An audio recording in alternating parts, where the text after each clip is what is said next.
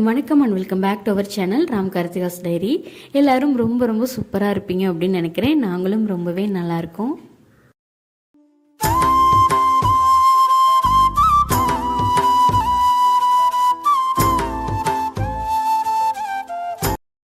ஈவினிங்லேருந்து vlog வந்து start பண்ணியிருக்கேன். Night டின்னருக்கு சப்பாத்தி தான் ரெடி பண்ணிகிட்ருக்கேன். ரொம்ப ரொம்ப சாஃப்டாக ஈஸியாக வந்து சப்பாத்தி செய்கிறதுன்னு பார்த்துடலாமா? நிறைய பேர் நிறைய மாதிரி மெத்தடில் செய்வாங்க. பட் இந்த மாதிரியும் செய்யும்போது சப்பாத்தி வந்து நல்லா சாஃப்டாகவே கிடைக்கும். நான் வந்து இந்த மாதிரி தான் செய்வேன். ஃபஸ்ட்டெல்லாம் கல்யாணம் ஆன புதுசில் நிறைய மெத்தடில் வந்து ட்ரை பண்ணியிருக்கேன். நிறைய ட்ரை பண்ணி ஃப்ளாப் ஆகிடும்.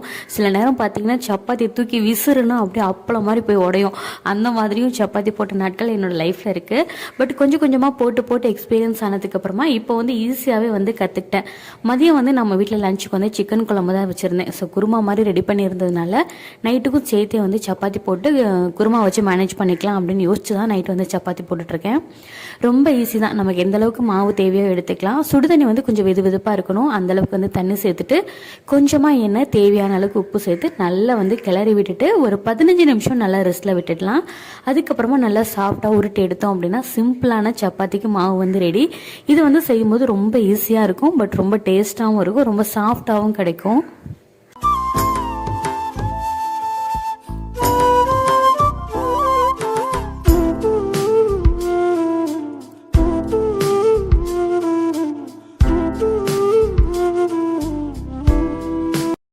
மாவு வந்து தேய்ச்சிட்டு ஒரு அரை மணி நேரத்துக்கு அப்புறமா நல்லா ரெஸ்ட்டில் விட்டுட்டு அதுக்கப்புறமா நம்ம தேய்ச்சி சப்பாத்தி போட்டோம் அப்படின்னா சப்பாத்தி ரொம்ப சாஃப்டாக கிடைக்கும். கையோட சப்பாத்தியுமே போட்டு முடிச்சுட்டு குழம்பு வந்து கொஞ்சம் லைட்டாக சூடு பண்ணிவிட்டு நைட்டு டின்னர் வந்து சூப்பராக கம்ப்ளீட் பண்ணியாச்சு. நாங்கள் 2 பேர் தான் அப்படிங்கிறதுனால காலையில் ஒன்று, மதியம் ஒன்று, நைட்டு ஒன்று அந்த மாதிரி இல்லாமல் மதியம் வந்து லஞ்சுக்கு வந்து என்ன செய்கிறோமோ அதை வச்சு நைட்டு டின்னருக்கு மேனேஜ் பண்ணுற மாதிரி தான் செஞ்சுப்பேன்.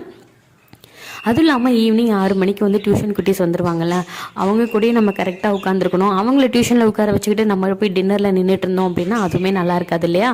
அதனால் முடிஞ்ச வரைக்கும் நைட்டு வந்து சிம்பிளாக இருக்கிற மாதிரி தான் பார்த்துக்குவேன்.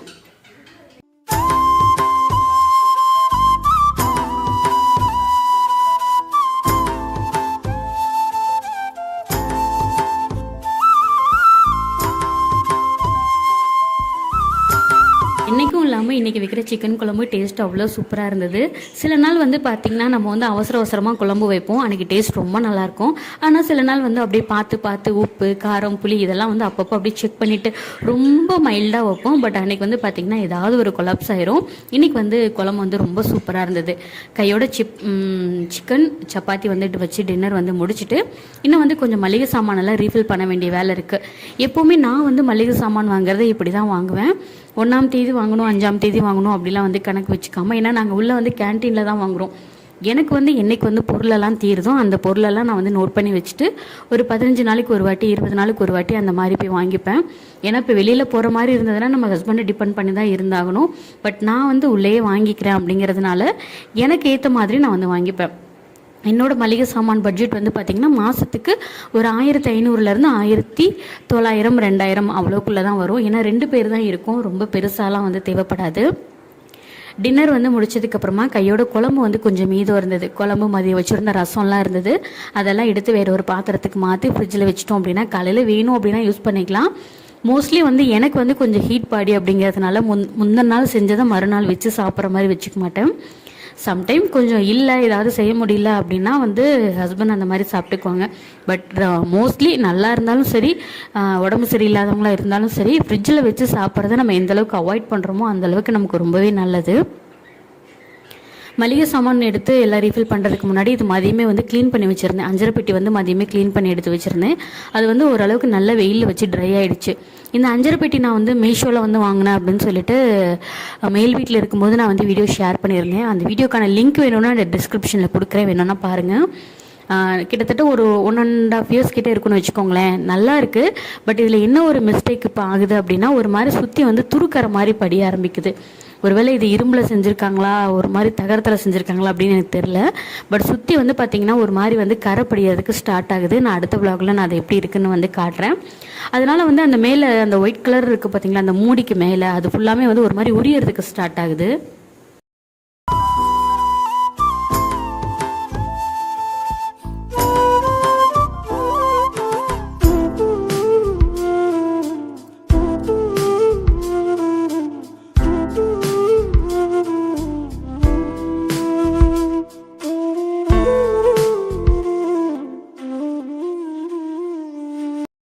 டின்னர்லாம் முடிச்சுட்டு இந்த சின்ன சின்ன வேலையை மட்டும் கையோட பார்த்துட்டு பால் வந்து சாப்பிட்டுட்டு கொஞ்சம் நேரம் அப்படியே பிக் பாஸ் பார்க்க உட்காந்துருவேன்.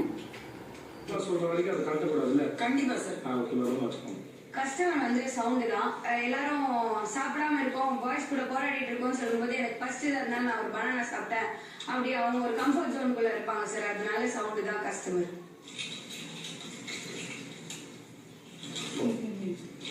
ஸோ எனக்கு ஹெல்ப்பர் வந்து அன்ஷின்னு தோணும், அன்ஷிதா. ஏன்னா வந்து அன்ஷிதா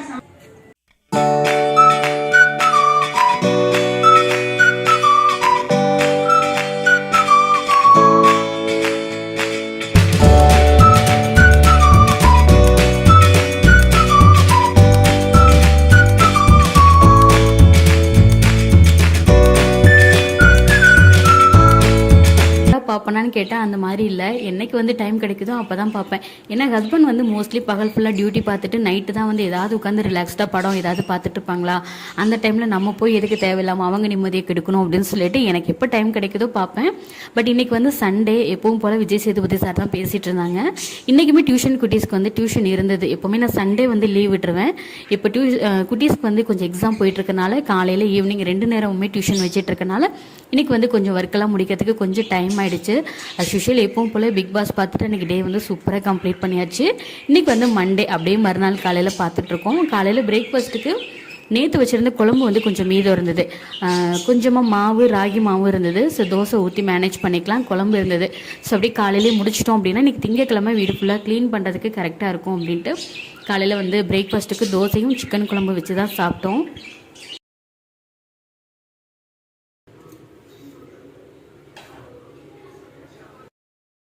குழம்பு வந்து காலையில் பிரேக்ஃபாஸ்ட் சாப்பிட்டுமே கொஞ்சம் மீதம் இருந்தது. சரி, இதுக்கு மேலே வந்து பழசு வச்சு யூஸ் பண்ண வேண்டாம் அப்படின்ட்டு மிச்ச குழம்பு ஏதாவது இருந்தது அப்படின்னா கீழே தான் வந்து போட்டுருவோம். நம்ம சில நேரம் வந்து பார்க்குறோம், காசு போயிடும், நம்ம இவ்வளோ கஷ்டப்பட்டு செய்கிறோம் அப்படின்னு. ஆனால் காசு ஒரு பக்கம் போகுதோ இல்லையோ, நம்ம உடம்பு வந்து ஒரு பக்கம் போயிட்டுருக்கு. அதனால் வந்து மோஸ்ட்லி இப்போல்லாம் வந்து நான் பழசு வந்து அவ்வளோக்கா வச்சு சாப்பிட்றதில்ல.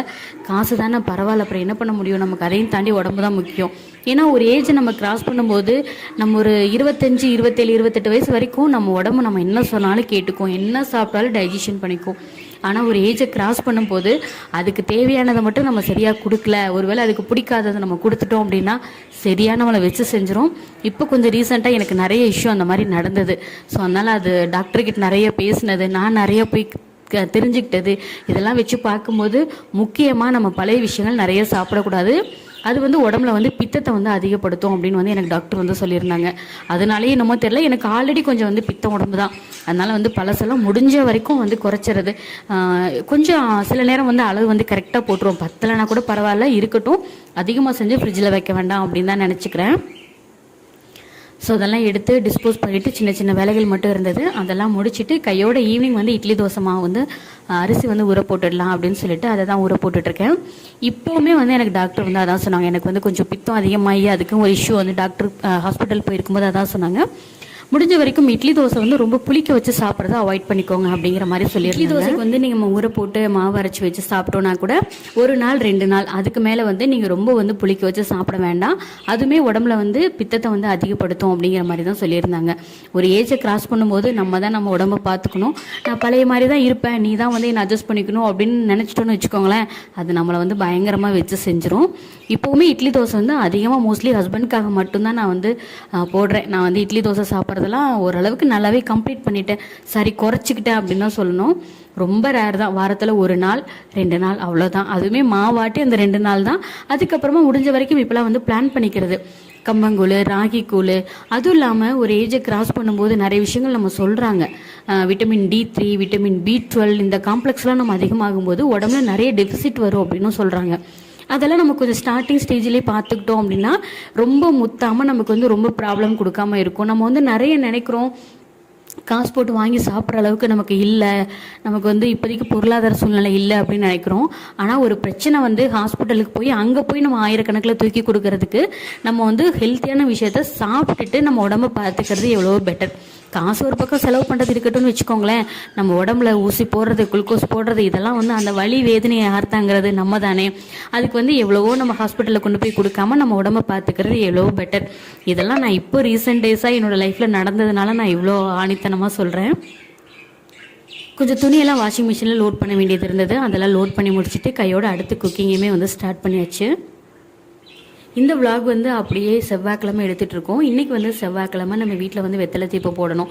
அதனால் நேற்று ஈவினிங்கே வீடெல்லாம் மாப் போட்டு விட்டுட்டு கொஞ்சம் வீடெல்லாம் க்ளீன் பண்ணி முடிச்சிட்டேன். ஏன்னா நேற்று மண்டே காலையிலே வந்து சிக்கன் குழம்பு முடிச்சிட்டோம் இல்லையா, காலையிலே முடிச்சிட்டோம் அப்படின்னா தான் நம்மளும் தலை குளிச்சுட்டு வந்து வீடெல்லாம் க்ளீன் பண்ணுறதுக்கு கரெக்டாக இருக்கும். நான் வந்து என்னோடய ஷெட்யூலை இப்படி தான் பிளான் பண்ணிக்குவேன். மோஸ்ட்லி டியூஷன் குட்டீஸ் வரதுக்குள்ளே வீட்டில் இருக்க எல்லா வேலையிலும் முடிச்சுட்டு டியூஷன் குட்டீஸ் வந்தாங்கன்னா அவங்க கூட படிக்க வச்சுட்டு, ஏன்னா சம்டைம் எக்ஸாம் ஒரு சிலருக்கு வந்து எக்ஸாம் இருக்கும், ஒரு சிலருக்கு எக்ஸாம் இருக்காது. அவங்களுக்கு தகுந்த மாதிரி நம்ம ஷெட்யூல் போட்டுட்டு நம்ம வந்து சொல்லிக் கொடுக்கணும். அதனால் அதுக்கு தகுந்த மாதிரி நான் வந்து பிளான் பண்ணிக்குவேன். ஸோ எக்ஸாம் இருந்ததுன்னா 9 மணி வரைக்கும் உட்கார வச்சிருக்கணும். அதனால் அதுக்கு தகுந்த மாதிரி பிளான் பண்ணிவிட்டு நைட்டு வந்து முடிஞ்ச வரைக்கும் வீட்டு வேலைகள்லாம் அதிகமாக இல்லாத மாதிரி தான் வந்து பார்த்துக்குவேன். ஸோ எப்பவும் போல் இன்றைக்கி வந்து நைட்டு தான் வந்து வீட்டில் வந்து தீபம் போட்டேன். நைட்டு 8 to 9 தான் வந்து நான் தீபம் போட்டேன். பகலே போட்டுடலாம் அப்படின்னு தான் பார்த்தேன். பட் பகலில் வந்து ஹஸ்பண்ட் வந்து கரெக்டாக அந்த டைமுக்கு வர்றதுக்கு இல்லை, அதுக்கு மேலே லேட்டாக தான் வந்தாங்க. சரி இன்றைக்கி ஓகே நைட்டே போட்டுக்கலாம் அப்படின்னு சொல்லிட்டு நைட்டு 8 to 9 தான் வந்து தீபம் போட்டுட்டு எப்பவும் போல் வேல்மாறல் படிச்சுட்டு அதுக்கப்புறம் அன்றைக்கி நாளாக சூப்பராக வந்து கம்ப்ளீட் பண்ணேன்.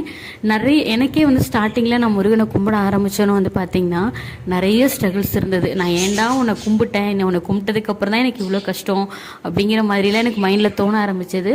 ஆனாலும் விடாமல் நான் முருகனை இறுக்கமாக பிடிச்சிக்கிட்டேன். இப்போ வந்து நானே கைவிட்டாலும் அவன் வந்து என்னை விட மாட்டான். அந்தளவுக்கு முருகன் வந்து நம்மளை கைவிட மாட்டாங்க.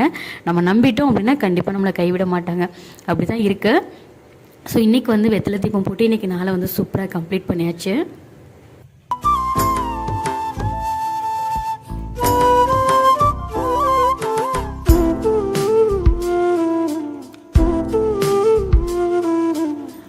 சாமி கும்பிட்றதுக்கு முன்னாடி ஹஸ்பண்ட் வரதுக்கு கொஞ்சம் டைம் ஆகும்னு சொன்னாங்களாம்.